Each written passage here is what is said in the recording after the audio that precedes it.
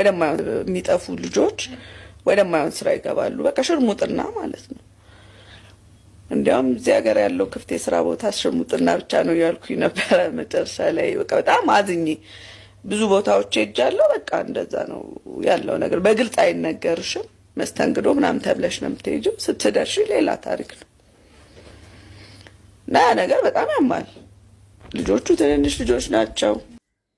አሸማ harka fuudhee akkam jirtan hordoftoota chaanala kootii kan taatan marti keessanuu nagaa rabbii lafaaf iddoo jirtanitti isiniif haa baay'atu.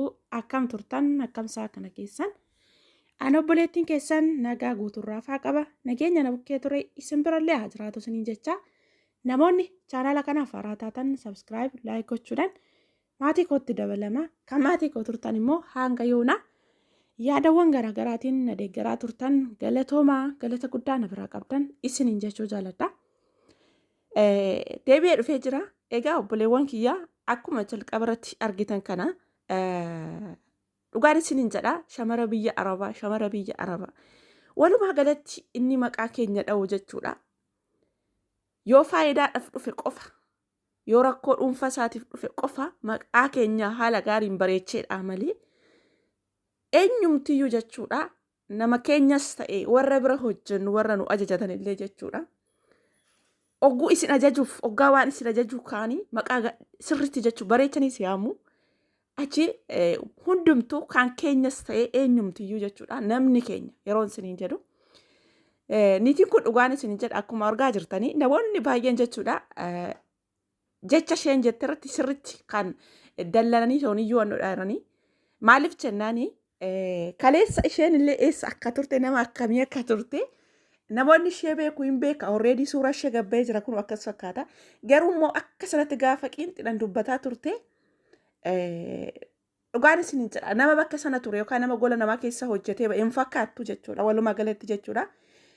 Kan ishee walitti qabdee shamara biyya Arabaa hundumtiyyuu sharmuxuudhaaf kan isaan badanii alarra ba'anii jettee dhugaan isiniin jedha. Maaliif jennaanii keessattuu iyyuu jechuudha. Bakka kanatti osoo dhiira ta'e dhiirri osoo waan kanarraa dubbate baay'ee tokkollee nama naarsu namallee hin dallansiisu. Sababbiin isaas isheen shamara taatetu jechi akkana jedhu afaan ishee keessaa ba'a.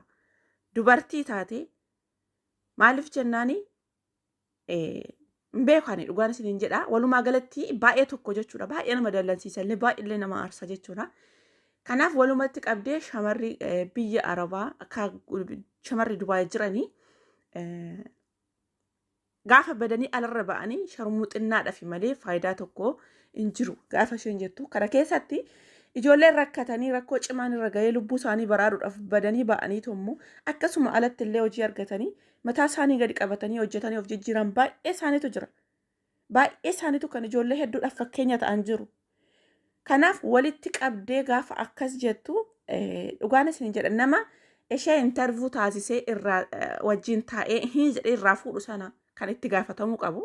Akkasuma YouTube isaallee kan irratti gubamuu qabu jechuudha. Lammata namoota akkanatti jechoota akkanaatiin maqaa shamaraa gadi fuudhanii interview godhanii akka inni lammaffaa miidiyaa isaati irratti yaamicha hin taasisneef jechuudha.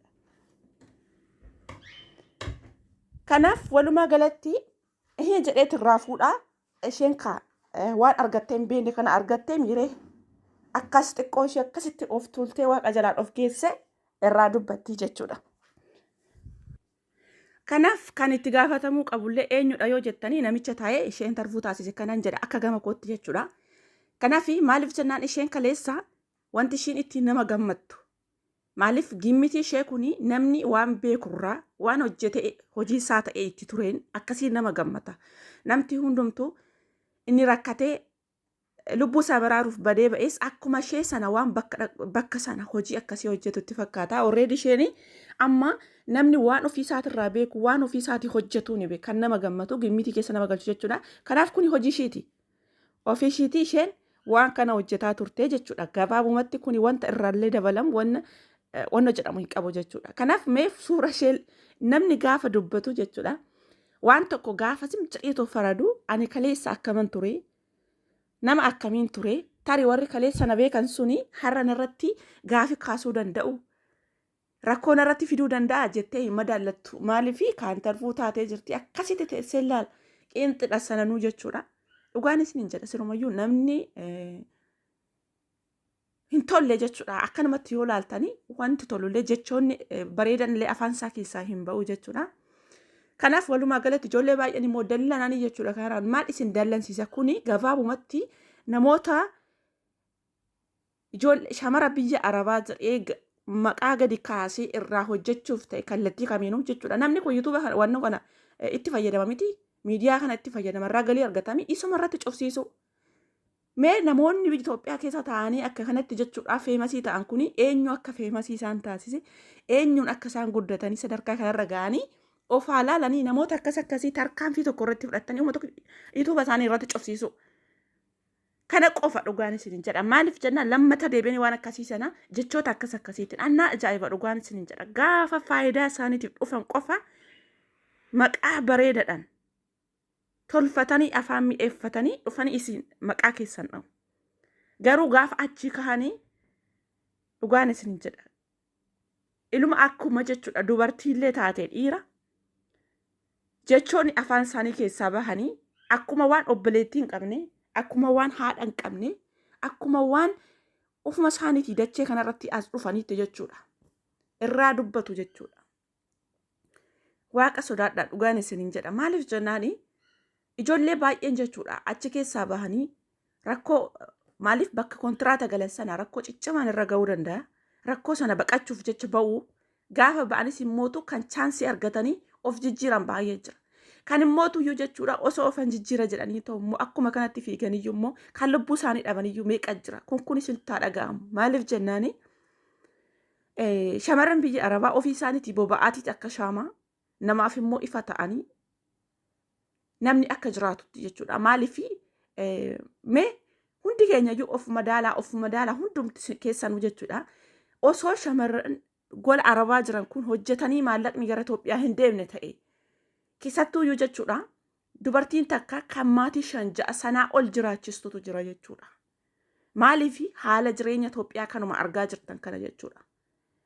Silaa eessatti boollatti dhumu turaniyyuu bara akkanatti cinqatii biyya keessa taa'anii hojjetatanii toonii gabba'anii gabaree midhaan facaafatee toonii lafa isaatirra hammachuu hin dandeenye kanattiyyuu deeggarsa shamaran biyya Arabaa isin akka barbaadanitti dhuftanii maqaa barbaadanitti baastanii itti yaamtan kana isaan matuyyuu immoo isaan sana qabee jiraachisaa jira.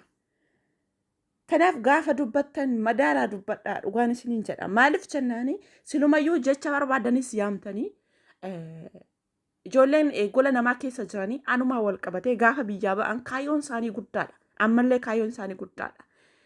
Jechoota namaatiif jechoota akkasiitiif xiqqaanis guddaanis ka'eetuma waan sababa afaan isaaniitti xaragataniif nama kaayyoo isaaniitirra deebi'anii miti. Ammootu namni kaleessa badanii ba'anii of jijjiiranii ofirra darbanii namoota hedduudhaaf ta'anii namoota hedduuf sagalee ta'aa jiranii warroota akkasitti rakkatan sanallee harka qabaa jiran baay'ee isaaniitti jira sababbii ta'eef jechuudha. Kanaaf warri waan akkasii dubbatu suni maaliif kallattiidhaan gaafa badanii dhaqanii hojuma akkasii bira dhaqanii yookaas immoo silumayyuu tuni gaafa biyyarraa dhuftuyyuu hojiif osoo hin taane waan akkasiif dhuftee jechuudha. Hojii ishii sana ture sana keessa turte kanatti namallee akkasitti madaalte madaalli akkasii sanaan harka keessa galfattee irraa dubbatti jechuudha. Waan ofii ishiitti hojjetaa turte namni waan beekurraa jechuudha. Hamma beekan mana eegaa jedha Oromoon jechuudha. Kanaaf ijoollee baay'een isinitti hin dhaga'amina. Maaliif jennaan kaayyoon keessan maal akka ta'e hin beektanii jabaadha. Garuu ijoollee yeroo baay'ee namoota akkasitti as ba'eezim jedheetuma waan isaan ilaallanne akkasumas immootu madaalli tokko malee bakka kanatti yoon jedhe bakka kanatti eenyuunatti dallana bakka kanatti eenyuun miidha jedhee osoo hin madaallatiin akka garaa dakaatii ol dhufetti ol ba'ee toonii miidiyaa irratti hokkisu kana jechuudha irratti cofsiisu namoota taa'ee isaan irraa hin jedhee jechoota isaan dubbatan san irraa fuudhee fidee maxxansee gara miidiyaa kanatti as baasee namuma sana gaafatamaan illee kan itti qaxxaamuu qabullee jechuudha. Kanaaf walumaa galatti wanti akkasiisuun warroota kun hojiidhaaf dhufan osoo hin taane warroota amma isheen kun yeroo xiqqoon ture yeroo xiqqoo san keessatti jette warroota akka ishee maaliif jennaan Itoophiyaa keessattis hojii dhabanii rakkatanii of jijjiiruuf osoo hin taane hojii isaanii waan kana ta'ee kanatti kaayeffatanii warroota akkasitti biyyaa dhufantu Dubaayis ta'e eessa biyyoota kam keessayyuu biyyoota nan keessa jiraadhu kanas warroon akkasii guutanii jiru. Kazim jedhanii lafa argan akkumatti jedhanii tooni mangadarra deemaa oolanii hojiin isaanii kanuma. Achi ka'anii tummutu ijoollee akka dallaalaatiif maallaqaan bitanii waan akka kanaatti gatan hin jiru. Ijoollee barbaadee dhaqxee toonotnaane ijoollee gowwoomsanii jechuudha. Hojii biizinasa ka ji'a tokko ka guyyaa takkatti jijjiiramuu dandeessu jedhanii kan gowwoomsanii ijoollee tokko ijoollee ganaa haaraa biyyarraa dhufa waa tokko hin beekne fidanii waan kanatti gatan warroota akka isaanii kana Dubaay keessa qofa miti biyyoota kamirrayyuu hin jiran. Hin beekna sana. Maaliif dhugaan isin jedhaniitiin kan koo maallaan jetti ani namni mana koo dhufee ijaazaa ba'ee hin beeku yoo boqachuu barbaadde hojii dhaqee suuta hojjetaati gizee boqatte boqadhu gizee hojjette hojjedhu malee ijaazaa hin baatu naan jette. Sini galee maaliif jennaani ijoolleen nama balleessanii ijoollee akkasii gola namaa keessa hojjettu osoo hin taane ijoollee zim jedhanii mana kireeffatanii ijoolleen akka suusiiwwan adda addaatitti galan taasisan baay'ee isaantu jira. Ijoollee akkasiitu si balleessa. Baay'ee alarra baatee eenyumaan iyyuu waliin argatanii yoo hiriyaa barbaaddee silkiidhaan barbaaddetti haasa'uu hin dandeessa. Mucayyoo wayii takka akkasittiin waan akkasii ishee mudate fira koo biraa baate jettee irraa dubbatte hin sobdiin jedhe. Garuu wanta sana erga seenis dhufee gaafan itti baraa deemu dhaga'ee jira waan kana jechuudha. Maaliif warra hojiif jedhanii dhufanii miti warra daawwannaadhaaf akkasumas immootu hojiin akkasitti kaayeffatanii biyyaa dhufantu ijoollee gowwoomsanii maallaqa guddaa kan mana gola namaa yookaan mana madaamiti walakkaa isaa argattu nu biraa immoo ixifii kajjiya shanii iddoo tokkotti fa'aa argatta jedhanii gowwoomsanii kan baasan jiru jechuudha. Kan baasanii ijoollee wantoota akkasitti gurguratanii jechuudha. Kanaaf tuni hojii ishee akkas ture. Walumaa galatti ishee akkanaa kana immoo haala salphaatti gaadi'anii teessisuu nama hin dhibu.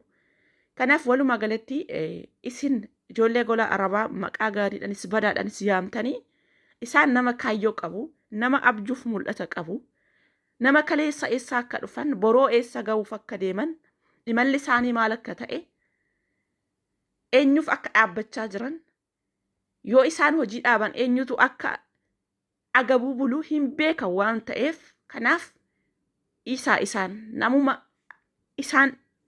namni isaan jiraataniif baay'ee sababbii ta'eef haa jiraataniif. Kanaaf isin warri quuftanii waan biraa miti maqaa isaaniitirraa qofa gadi bu'a. Walumaa galatti jechuudha. Maqaadhuma keenyarraa gadi bu'a waan akkasiitirraa jechuudha. Kanaaf obboleewwan kiyya dhugaaniitiin kun hedduuta kana natti dhaga'ame maaliif jennaanii gaafa kallattii kamiiniyyuu ilaaltan jechuudha. Lakkaa hundumtuyyuu namni abashaas ta'e kan bira hojjennus gaafa hojjisiisuuf barbaadan qofa kan maqaa gaariidhaan nu waaman gaafa gargaarsa isaaniitiif faayidaa isaaniitiif dhufan qofa kan maqaa gaariidhaan nu waaman jettaniit isinitti dhaga'ama. Osoo itti yaadin dallantanii keessi keessan isin aara jechuudha. Walumaa galatti namichi kun itti gaafatamuu qaba. Ammas taanaan ijoolleen hin dhiisinaa duubatti hin deebi'inaa akka inni gaafatamu jechuudha. Isiniin jedhaa. Kanaaf dhugaan isin jedha aariidhaan irraa dubbataa ture waan amma yoonaa dubbataa ture yoon dogoggore dhiifama isiniin jedha. Akkasumas yaada yoo qabaattan koomintii jedhanaaf kaa hanga viidiyoo biraa walitti deemnutti turtii gaariin isiniin jedha. Nagaan naaf tura.